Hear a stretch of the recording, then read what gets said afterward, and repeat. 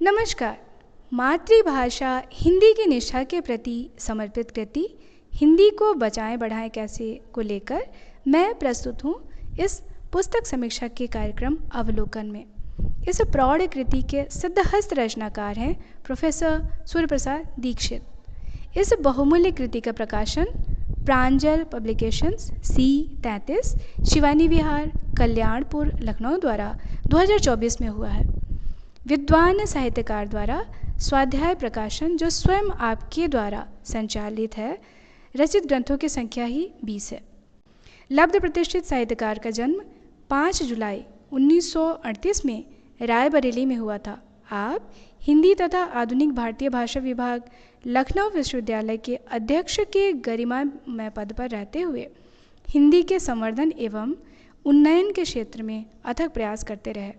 इलाहाबाद, लखनऊ, सागर, बड़ौदा, उज्जैन, गोवा, कोचीन, वर्धा तथा दिल्ली विश्वविद्यालय के साथ अनेक विश्वविद्यालयों में आप अतिथि प्रोफेसर के रूप में आमंत्रित होते रहे हैं। साहित्यकार ने साहित्य की सभी विधाओं में अपनी लेखनी चलाई है। संपादित पुस्तकों पर दृष्टिपात करने पर इनकी दक्षता प्रदर्शित होती है। इनमें प्रमुख है उत्कर्ष, उद्भव, अवधि, ज्ञान शिखा, साहित्य भारती, संचार श्री, चाणक्य, प्रभास और खोज।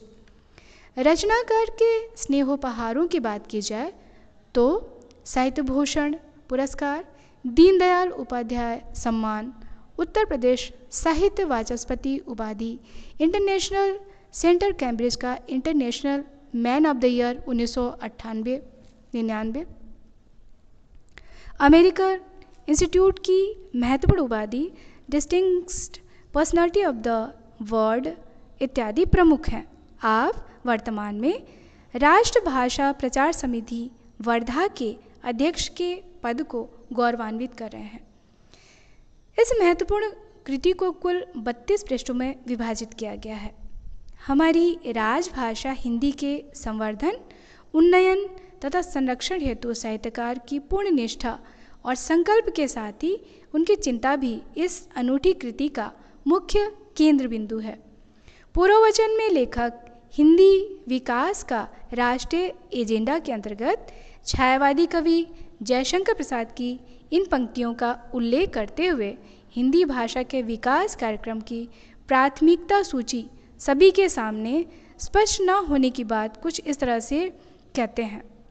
सब कहते हैं खोलो खोलो, छवि देखूंगा जीवन धन की, आवरण स्वयं बनाते जाते है भीड़ लग रही दर्शन की।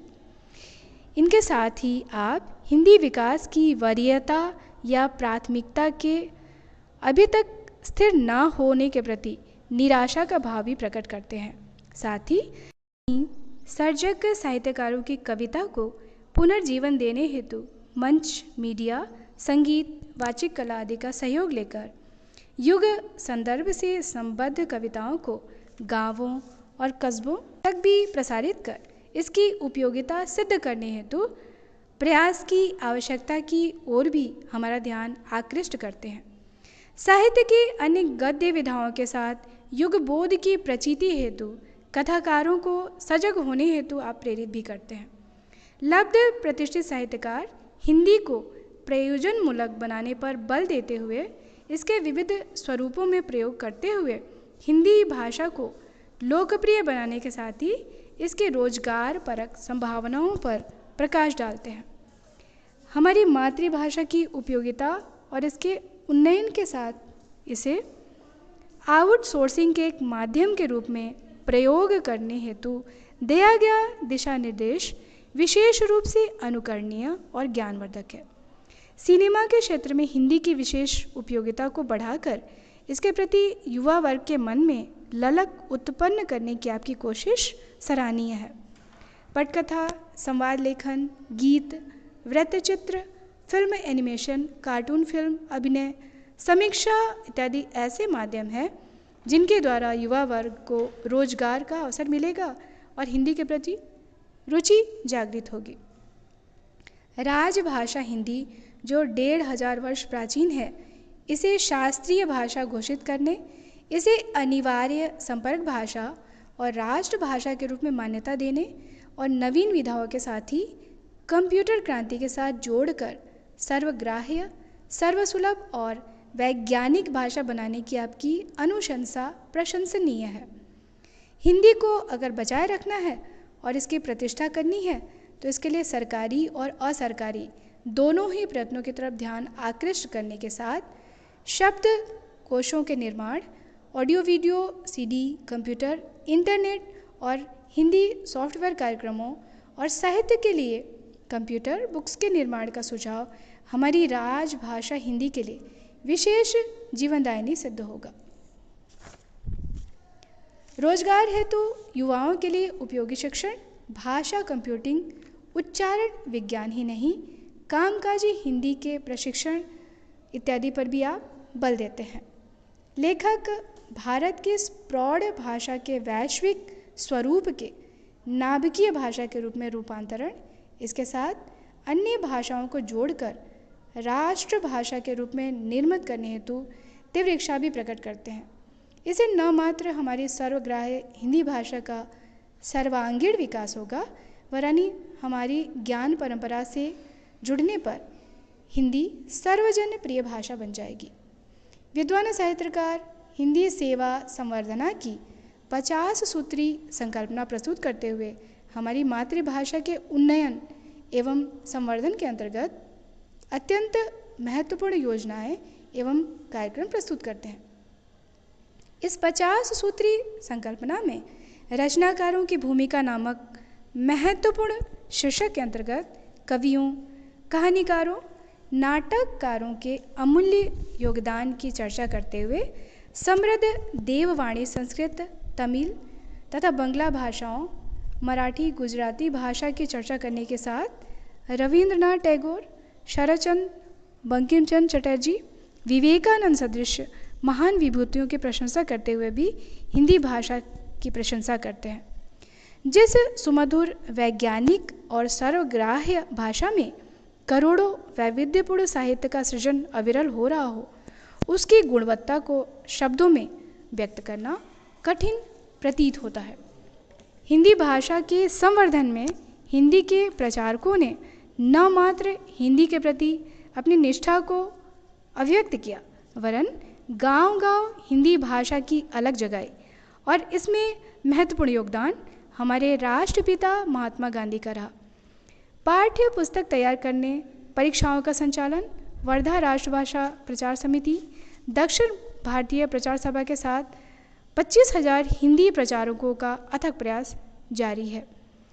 राजर्षि पुरुषोत्तम दास टंडन के अतिरिक्त अनेक मनीषियों ने पूर्ण निष्ठा से हिंदी को आगे बढ़ाने हेतु अपना योगदान दिया, जो हिंदी के स्थापित करने में अपनी महत्वपूर्ण भूमिका निभा रहा है।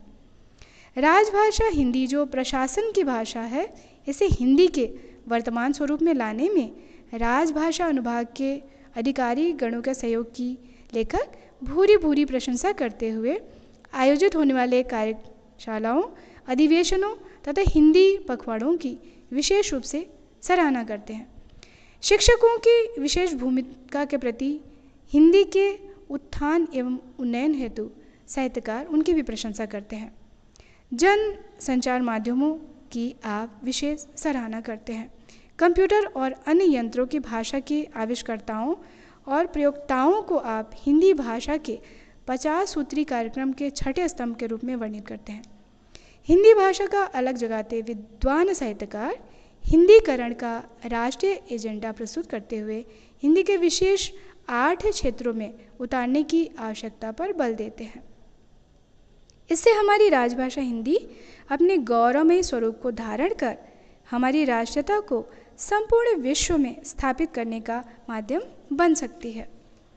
यह प्रमुख क्षेत्र है राजकाज में, विज्ञान और तकनीकी में, जनसंचार माध्यमों में, बाजार विपणन में, शिक्षा माध्यम के रूप में, व्यवहारिक जीवन के कामकाज में, वैचारिक लेखन में, रचनात्मक लेखन में इत्यादि। इसके लिए प्रभावशाली राजभाषा के प्रतीकात्मक प्रयोगों के माध्यम के रूप में भी अपनाया जा सकता है। राष्ट्रीय चिन्ह, राष्ट्रीय ध्वज, डाक टिकट एवं अन्य सरकारी कागजातों पर देवनागरी हिंदी का अधिक से अधिक मुद्रण, हिंदीतर क्षेत्रों में द्विभाषिक प्रयोग की नीति का पूर्ण सत्य निष्ठा के साथ प्रयोग जो राष्ट्रीयता की नींव सिद्ध हो सकती है। शासन तंत्र की महत्वपूर्ण इकाइयों लोकसभा, राज्यसभा, विधानसभा, विधान परिषद तथा समस्त सरकारी बैठकों की कार्यसूची तथा कार्रवाई के लिए मूलतः हिंदी का प्रयोग बहुत आवश्यक कार्य है। भारतीय दूतावासों में हिंदी का प्रयोग तथा विदेशों में अंतर्राष्ट्रीय मंचों एवं संयुक्त राष्ट्र संघ में हिंदी में विचार व्यक्त करना भी उचित होगा। इससे अंतर्राष्ट्रीय मंच पर हिंदी को और अधिक गौरवमयी बनाने में योगदान हो पाएगा। विशिष्ट प्रौद्योगिकी परीक्षाओं में भी यह अत्यंत उपयोगी है। यहाँ तक कि साहित्यकार नाम पट्टिका, साइन बोर्ड, पत्र, शीर्षक आदि में भी देवनागरी के उपयोग की चर्चा करते हैं। इन सब से बढ़कर आपके अनुसार व्यक्तिगत जीवन में प्रतिदिन हमारे लिए हिंदी का प्रयोग अत्यंत आवश्यक है। विश्व भाषाओं में हिंदी का विशेष सम्मानित स्थान होने के लिए पश्चिमीकरण, विशेष रूप से अंग्रेजी भाषा का हर क्षेत्र में धीरे धीरे बढ़ते वर्चस्व को कम करना भी आवश्यक है। इस कार्य में बहुराष्ट्रीय कंपनियों का योगदान भी है। इसलिए यह आवश्यक है कि अंग्रेजी का विपरीत प्रभाव हमारे प्रशासकों, उद्योगपतियों और ग्राहकों के मनोविज्ञान पर पड़ने की चर्चा करते हुए लेखक इसे कम करने की बात करते हुए अंग्रेजी लेवल की चीज़ों का प्रथम श्रेणी में समझे जाने की मानसिकता को इंगित करते यह बताने की चेष्टा करते हैं कि इसके लिए हिंदी को आगे बढ़ाना अत्यंत आवश्यक है। जैसे हमारे प्रसिद्ध कंपनी लक्मे के नाम का उदाहरण देते हुए आप इसे लक्ष्मी से लक्मे नाम दिए जाने का उल्लेख करते हैं। बाजार की भाषा के रूप में हिंदी को स्थान दिलाने के प्रति भी साहित्यकार की अनुशंसा प्रशंसनीय है। भारतीय भाषाओं के साथ भाषिक सौहार्द के द्वारा हिंदी भाषा की प्रतिष्ठा की बात भी आपने कही है।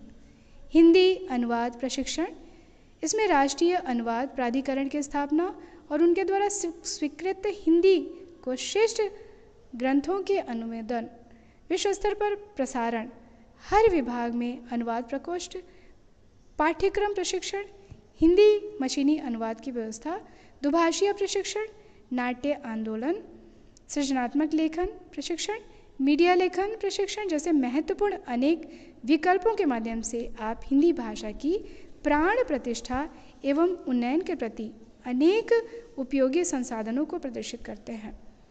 हिंदी पत्रकारिता में इसके लिए अनंत संभावनाएं हैं।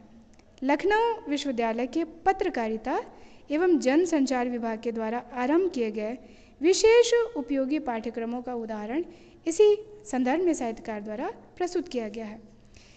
हिंदी को राजभाषा के पद पर वास्तविक रूप से स्थापित करने हेतु कार्यालयिक हिंदी के प्रारूपों के प्रयोग, कार्यशालाओं के आयोजन, हिंदी पखवाड़ों के महत्वपूर्ण संयोजन, पुस्तकालय, नराकाश जैसे कार्यक्रमों का सुझाव आपके द्वारा दिया गया है, जो रचनाकार के स्वयं की सहभागिता को भी प्रदर्शित करती है।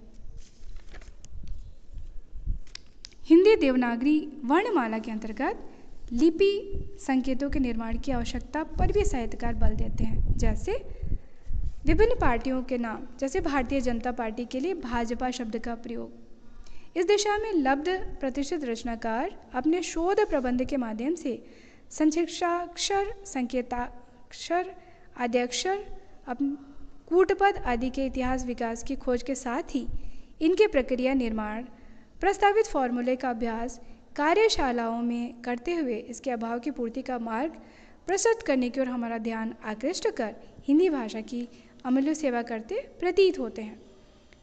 कोशों का निर्माण के अंतर्गत स्वयं द्वारा इस दिशा में दिए गए अतुलनीय योगदान पत्र पत्रिका कोश के निर्माण की जानकारी दी है, जिसमें आपके अमूल्य 20 वर्ष लगे और इसमें कुल 14,000 प्रविष्टियाँ दी गईं।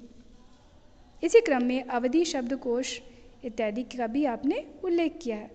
पाठक शिविर, बिक्री व्यवस्था सुधारने, मूल्य नियंत्रण, सस्ती पुस्तकें, ऑडियो वीडियो कैसेट निर्माण इत्यादि का अत्यंत लाभप्रद दृश्य श्रव्य माध्यम जो किसी भाषा को जन जन तक पहुंचाने का माध्यम बन सकता है। इसके लिए कवियों की रचनाओं की संगीतमय प्रस्तुति भी हो सकती है। सीडी प्रोग्राम भी इसके लिए रचनाकार ने उपयोगी बताया है। वर्गीकृत विषयानुसार सामग्री के लिए साहित्यकार कंप्यूटर बुक्स तथा सीडी फ्लॉपी पुस्तकालय के गठन के सुझाव आदि के आधुनिक कंप्यूटर युग में दे रहे हैं, जो बहुत ही उपयोगी है। रचनाओं का चयन समेकित राष्ट्रीय पाठ्यक्रम नीति के अनुसार करना, पुस्तकों की गरिमामय स्वरूप को बनाए रखना तथा रोजगार परक शिक्षा की आवश्यकता पर बल और नीपा के कार्यान्वयन के लिए कोशिश आपकी विलक्षण विद्वता के द्वारा दिए गए सुझाव शीघ्र अपनाने योग्य है। हिंदी शोध का स्तरोन्नयन, पत्र पत्रिका का प्रकाशन जिससे नई प्रतिभाओं को मंच प्राप्त हो सके। इसमें विभाग द्वारा साहित्यकार के द्वारा ज्ञान शिक्षा नामक त्रैमासिक पत्रिका के संचालन एवं संवर्धन का उदाहरण अत्यंत महत्वपूर्ण है। हिंदी के निजी काव्य शास्त्र की स्थापना, व्यवहारिक समीक्षा का प्रशिक्षण, हिंदी शैक्षिक मीडिया की शुरुआत, पाठ संपादन, नव भाषा सर्वेक्षण, बोलियों का विकास, हिंदी का राष्ट्रव्यापी प्रचार प्रसार, शिक्षा माध्यम रूप में हिंदी का प्रयोग, हिंदी प्रकाशन व्यवस्था, अनेकानेक गतिविधियाँ एवं सुझाव साहित्यकार हमें प्रदान कर चमत्कृत कर अपनी अपार विद्वता को प्रदर्शित करते हैं, जिसके आगे अन्य कुछ सुझाव हो ही नहीं सकता, ऐसा प्रतीत होता है। प्रचार साहित्य लेखन जैसे हिंदी में अधिकाधिक बैनर, पोस्टर, कैलेंडर इत्यादि की आवश्यकता पर भी आपने बल दिया है। विपणन क्षेत्र में हिंदी, अंग्रेजी के स्थापन, हिंदी को वरीयता देने का प्रयास, रसीद, बाउचर, ऑर्डर, फार्म चालान इत्यादि का प्रयोग, हिंदी परीक्षाओं की शुचिता, प्रोत्साहन कार्यक्रम, हिंदीकरण के लिए पुरस्कार, वृत्ति, सम्मान इत्यादि देना, साहित्यकारों की संरक्षा जैसे जीवन यापन, चिकित्सा व्यवस्था, आश्रित परिवारों को सहायता, जयंती, जन्म शताब्दी स्मारक का निर्माण, संपर्क मार्ग का निर्माण, डाक टिकट जारी करना इत्यादि, तथा पुस्तकालय सेवा संरक्षण, संवर्धन, कंप्यूटरीकरण, यांत्रिक हिंदी का विकास जैसे अनेक महत्वपूर्ण आपने सुझाव दिए हैं। हिंदी कंप्यूटर कार्यक्रम, मानक उच्चारण की आवश्यकता जिससे मशीन श्रुति लेखन के अनुसार उसे शुद्ध रूप में टाइप करती रहे इत्यादि अनेक आपके सुझाव अत्यंत महत्वपूर्ण हैं। हिंदी आशुलेखन, भाषिक सौहार्द की स्थापना, हिंदी उपभोक्ता मंच, कामकाजी हिंदी का विकास के साथ रचनाकार के 50 सूत्री कार्यक्रम के अनेक सुझावों का यहाँ पर समापन होता है। इस तरह वाग्देवी प्रणीत साहित्यकार की लेखनी मातृभाषा, राष्ट्रभाषा, हिंदी के उन्नयन, संवर्धन, संरक्षण के प्रति पूर्ण हृदय से समर्पित प्रतीत होती है। भाव, भाषा, व्यंजना और पूर्ण समर्पित हृदय से हिंदी भाषा के प्रति निष्ठा अत्यंत महत्वपूर्ण है। हिंदी भाषा जो सरल, सहज, सुमधुर है, जनमानस के हृदय को परस्पर जोड़ने वाली है, यह संपूर्ण विश्व में गौरवमय स्थान प्राप्त कर पाए। इसे संजो कर रखने की ही नहीं, इसको इस योग्य बनाने की भी आवश्यकता है। भाषा के रूप में यह पहचानी जाए जैसे अंग्रेजी विश्व स्तर पर पहचानी जाता है। इसके रोजगार परक और आधुनिक तकनीकी युग स्वरूप के विकास से ऐसा बिल्कुल हो पाना कठिन नहीं लगता। साहित्यकार हिंदी के आकाश मंडल पर जाज्वल्यमान नक्षत्र की तरह प्रकाशित पूर्ण प्रेम और आस्था प्रकट करते हैं अपनी मातृभाषा के प्रति। अपने जीवन के अनेक गरिमामय वर्षों को हिंदी भाषा के प्रति समर्पित कर आज स्वयं मातृभाषा हिंदी के उद्धार और उन्नयन के प्रति कृत संकल्प है। यह महत्वपूर्ण पुस्तक अत्यंत उपयोगी है।